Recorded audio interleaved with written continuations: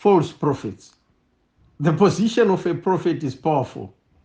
Because of that, we must be careful about what to listen to and where to search for the truth. Do not believe every spirit, the Bible warns. There are self-styled prophets. God's prophets do not ordain themselves, but it's He Himself who gave some to be prophets. Together with other roles, this was done for equipping of the saints for the work of ministry, for edifying of the body of Christ, till we all come to the unity of the faith and of the knowledge of the Son of God. On Mount Carmel, Elijah pulled down Baal prophets and their God before the children of Israel, even mocking them. God can thus give prophets power to depress evil spirits, reducing their activity. But there are some prophets who exacerbate evil, or that they use evil spirits to function. In the Sermon on the Mount, in Matthew chapter 7, verses 15 to 20, Jesus warns his followers about false prophets, who he said will come in the sheep's clothing, but inwardly are ravenous wolves. Those who will claim to have a special connection to the deity, as what vachishandiswa nemweya yakaipa.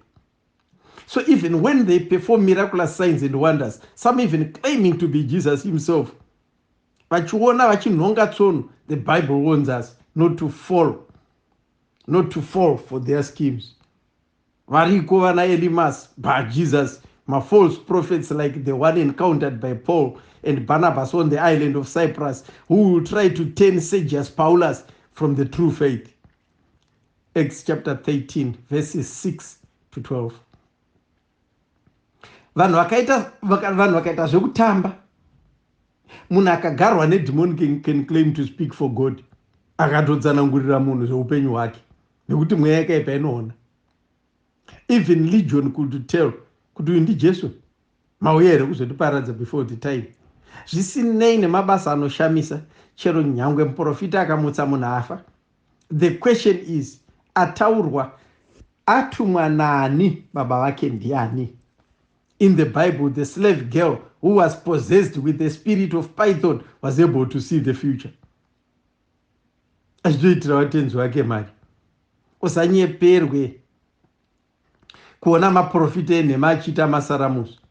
Sekera uchiona munhu achiporeswa gumbo, wozoona ave nesame problem a few months later. Oro zvachinja zvapa mwana, oro zvapa partner, zvichingodaro. Satan cannot cast himself out. If he was to cast out himself, then he would be divided against himself. How then shall his kingdom stand? Matthew 12:26. How does it feel kuona muprofita waMwari achikuudza kuti I'm 2 in 1? Masikati muprofita usiku ing'anga. Vachidyira vanhu mari, matanga achivharwa, vachishandisa chinhano chavo kumitisa vana vevanhu, vachiroera hoko dzemishonga pamishe yevanhu. In the end, vanhu nevasina kutsvaga zvikwambo can end up vave nazvo mweya yakaipa. You shall know them by their fruits. Are grapes gathered from thorns or figs from thistles? Ndokusaka the first book of John ichitiita warn to test every spirit, because some are false prophets. I've told you all things beforehand, the Bible says. Ndimwari upi anoita munhu n'anga nemuprofita at the same time kutsvaga mari? Uri kushandiswa nemashavi, full stop. No one can serve 2 masters at the same time. A reason why we can't serve God and money, mammon, possessions, fame, status, or whatever is valued more than the Lord at the same time. Matthew 6:24 to 26 says, you will either hate the one and love the other, or you will be devoted to the one and despise the other. A true prophet was supposed to align with the word of God, but angomashoko enyonganiso nekuonerana makomba. Munhu akada zvemashope kupfuura kutsvaga ruzivo rweshoko raMwari can be turned from the true faith.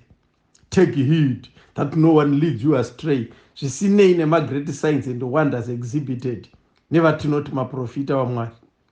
The book of Revelations chapter 19, verse 20 refers to the beast which was captured, and with it the false prophet, who in its presence had worked the signs by which he deceived those who had received the mark of the beast and those who worshipped its image.